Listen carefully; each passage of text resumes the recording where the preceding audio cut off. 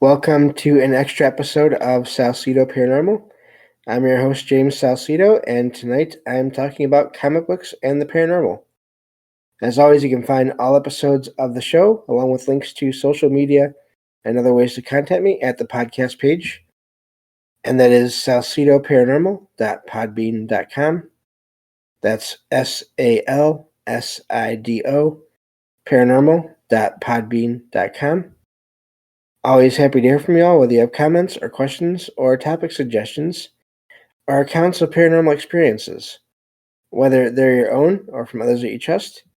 Happy to either read those or have you join me on the show to talk about them.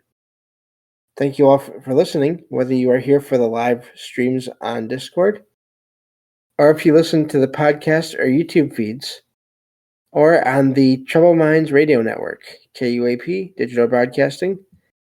There you can hear replays of 2 episodes of my show every night at 6 p.m. Pacific, 9 p.m. Eastern, right before Troubled Minds Radio comes on. And as always, I want to thank Michael Strange, host of Troubled Minds Radio, for having me on the network and putting my shows up there. If you'd like to support my show, you can share the show with others and rate and review it on your favorite podcast platforms. You can find books I've written over on Amazon, paranormal fiction and nonfiction, including my most recent release, Salsido Paranormal Experiences. You can sign up for the Patreon page and get one extra episode of True Paranormal Stories from the Web every week, whenever possible. And you can always make one-time donations through PayPal. Support is never expected, but always appreciated, as there are expenses in making these shows, from equipment to research materials to travel expenses in some cases. So last one of these episodes I did, we started talking about the comic book event from 1995, Age of Apocalypse, where Xavier's son, who has a ton of power and abilities, went back in time to help Xavier by killing Magneto. And of course, Xavier jumped in the way of the energy blast that was meant for Magneto and ended up getting killed, which created an entirely new timeline that should not exist. And this is apparently, I'm guessing, one of the signs of this is this giant crystal out in space. Well, the small crystal out in space, really, it's not even that giant, that is now suddenly, for no apparent reason, slowly growing and expanding out into space, and could destroy the entire universe if given enough time. So, and we started with the look at the way that Magneto formed the X-Men instead of Xavier. Meanwhile, Apocalypse made his move to take over the world 10 years earlier than he had before in the main timeline, and was already on his way to doing this. So a lot of the X-Men, this world is a lot darker in a lot of ways. The characters have not had sort of the kind, almost father-like figure of Xavier in their lives to sort of show them how things could be. And instead they have Magneto, who, even though he believes in Xavier's idea of peaceful coexistence between mutants and humans, he is definitely just doing what he can. He's better at the, I don't even want to say military aspect, but better at the strategy and the planning of what to do to fix this situation overall than he is at sort of dealing with the people that are working under him, or volunteering under him. And he has trained them in how to use their abilities over the years, but it's not nearly the same as having Xavier there, obviously. So I was going through some of the comics that were in this, that were spawned by this whole storyline, and so I left off with this story of Excalibur. Again, the gun spell, the bullet spelling, not the sword spelling.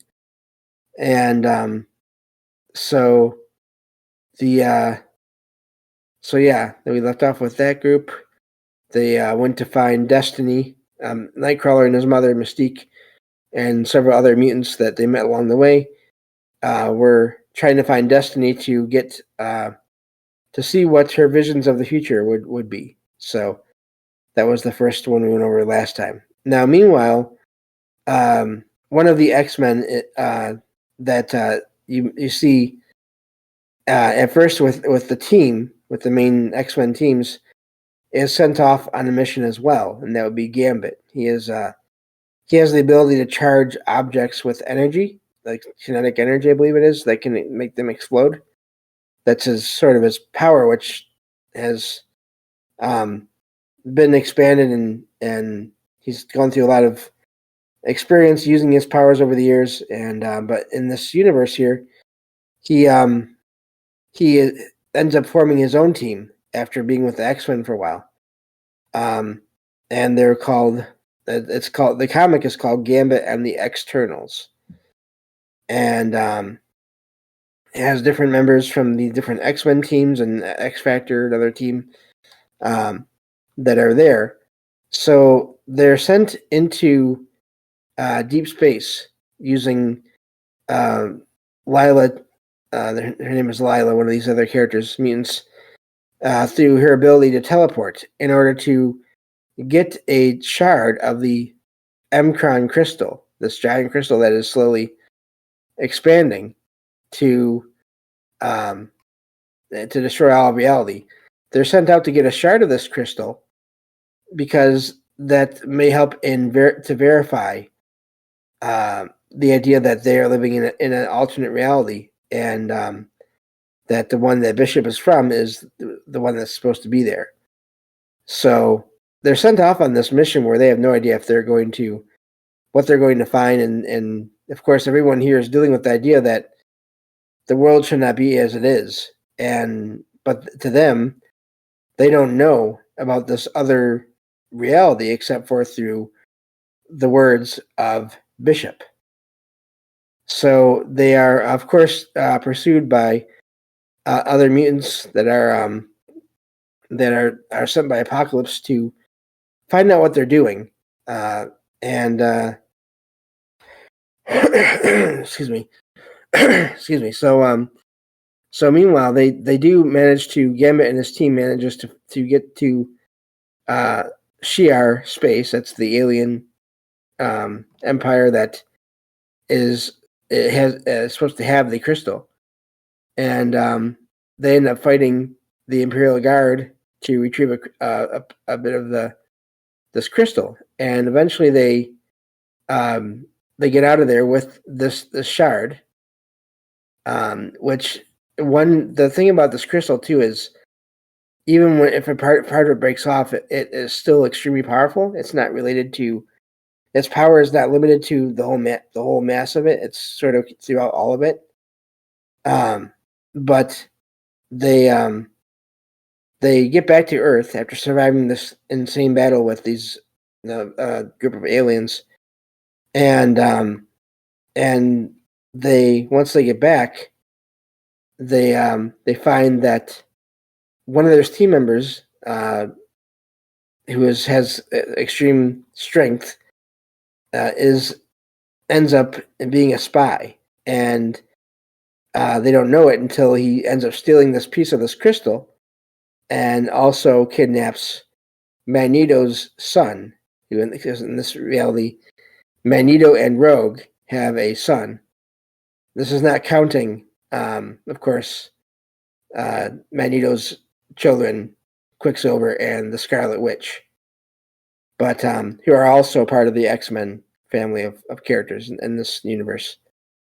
And I didn't know this, but this makes sense. This title was, this Gambit and the Externals was, took the place of X-Force, which is this sort of like a more militaristic, more violent version of the X-Men who would kill.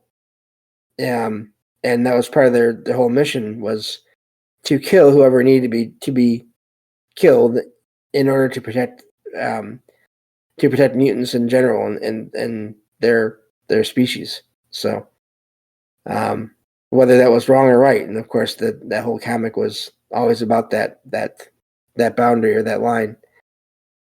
And so through each of these comics, of course, the storyline overall is progressing, and it's really hard to give a sense of that through just reading these, summarizing these.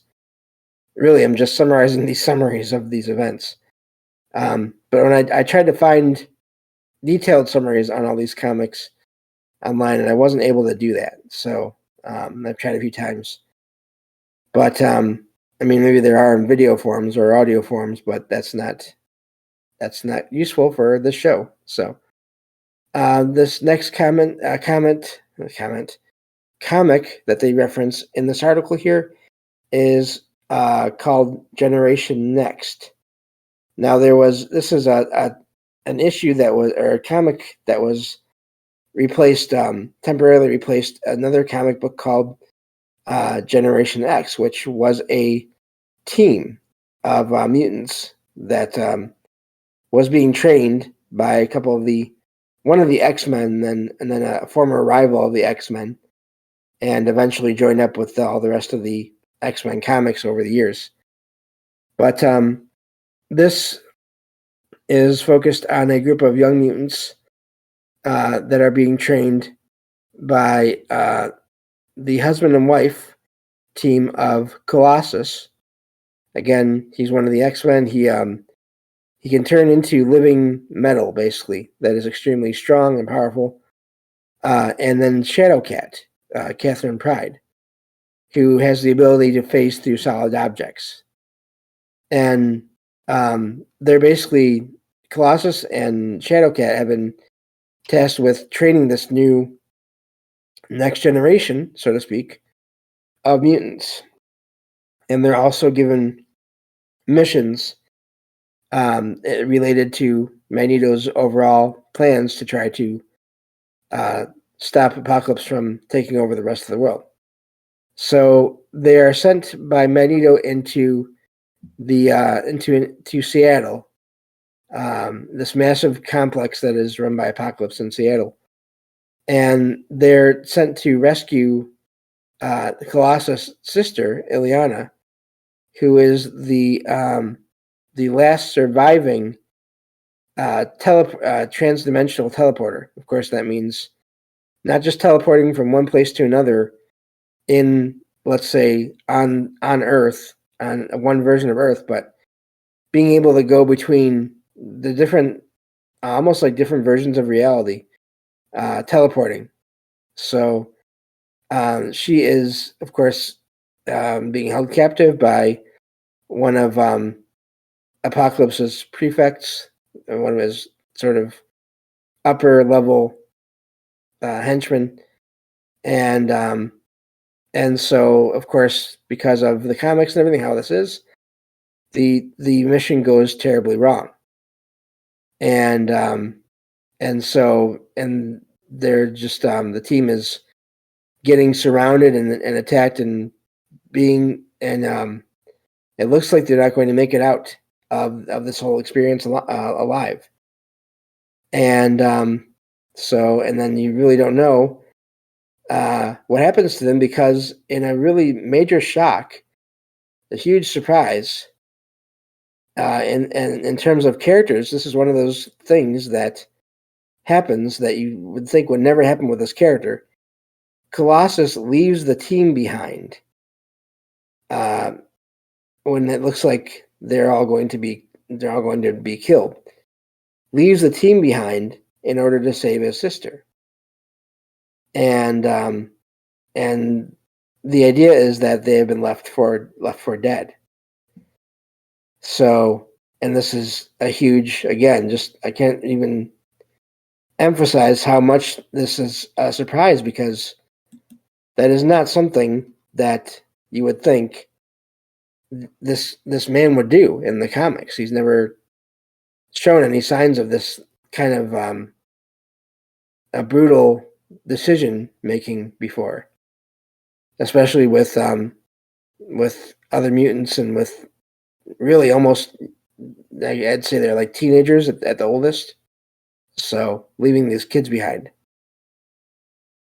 So again, just to show how dark this world is without Xavier, and that example, like I said in the last of these episodes, about how the absence of one person could change so much in the world without them if they were not there. So, moving on to the next of these comics that they talk about in this description. Again, I think I mentioned this last episode.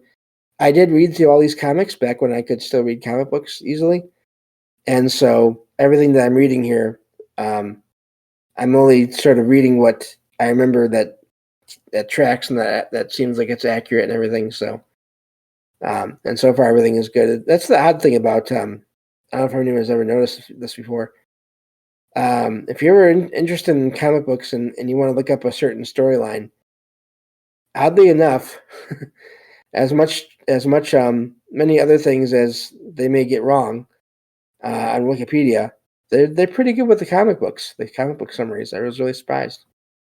Um, but anyway, this next title that they mention here is Astonishing X-Men, and they are led by Rogue, who is Magneto's wife in this world. She has the ability to take the memories and powers of anyone she comes into physical contact with. And for many years in the comics, she's had varying levels of control over this power. Sometimes none, sometimes some, depending on the story. Because again, with all these comics, story is sort of what dictates how how things work in these comics in a lot of cases. Anyway, so this team, they are given the mission to stop this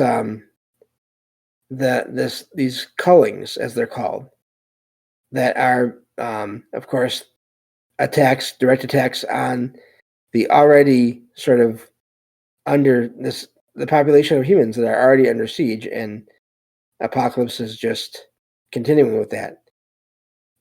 And they're sent to stop Apocalypse's son, and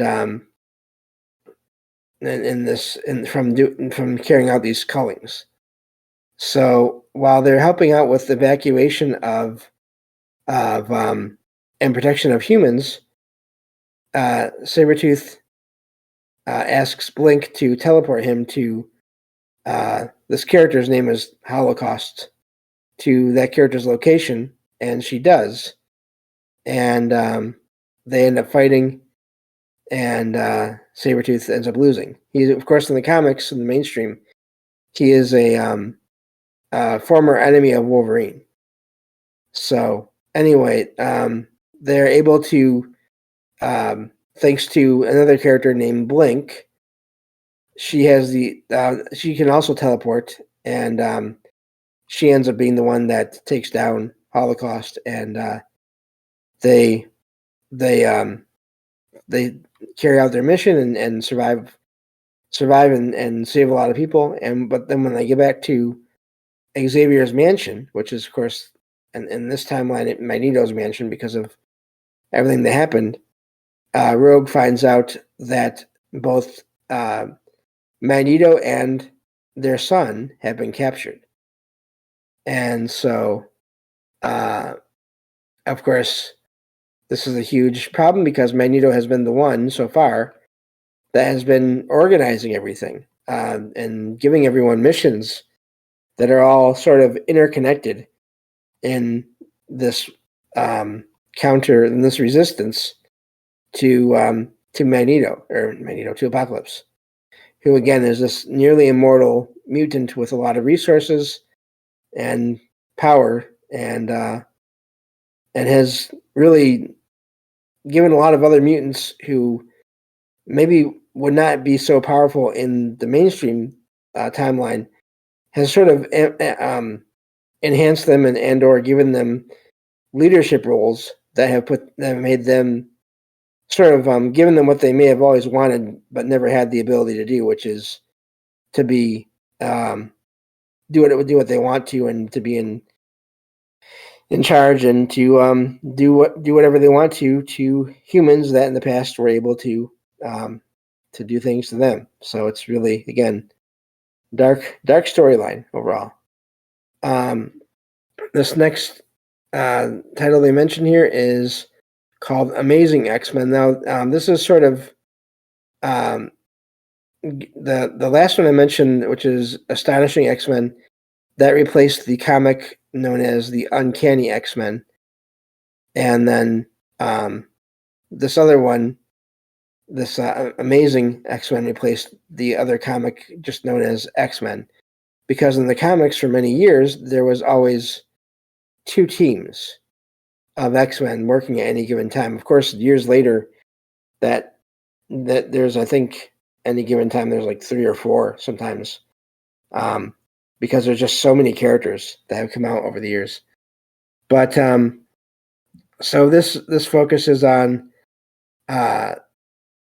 Quicksilver, who is also Magneto's son, oldest son, and Storm, weather controlling mutant, who is a major part of the X-Men as well.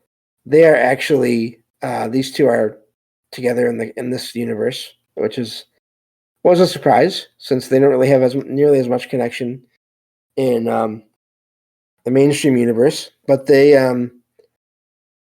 were sent by Magneto to help the evacuation of humanity in Europe. And again, because the humans are being attacked by Apocalypse's forces. And they, of course, they're as they're doing this, Magneto and Bishop are attacked by Apocalypse himself, who captures them both. And so when this team learns of this, when Quicksilver and Storm learn of this, they split up the team and to help the other X-Men teams, and so they end up just trying to put the pieces together of everything that's been happening. And meanwhile, Quicksilver and Storm and then a couple others go to rescue Bishop, who, again, it seems to be the key to everything that's going on here, because he is the only one that remembers how reality should be. They go to rescue Bishop, and that's their mission in the story. So again, you have a lot of moving pieces in this world, because in the comics, in the mainstream main time continuum there, that's how it always is. Except in the main timeline, things are generally in comparison, they're generally okay, and the events that all these heroes or people are responding to, they are not nearly as large in scale or in scope as they are in this world. Of course, I mean, they do save the world in the mainstream comics often, but there's just not nearly that complex that complex of a system of stories going on all the time as there is in this one. And it's not always as dark as this entire world seems to be the whole time. So that's going to do it for this second part on this series here. It's turning into a series, and we'll see if we can finish it up next time on Salsidoparanormal. Take care.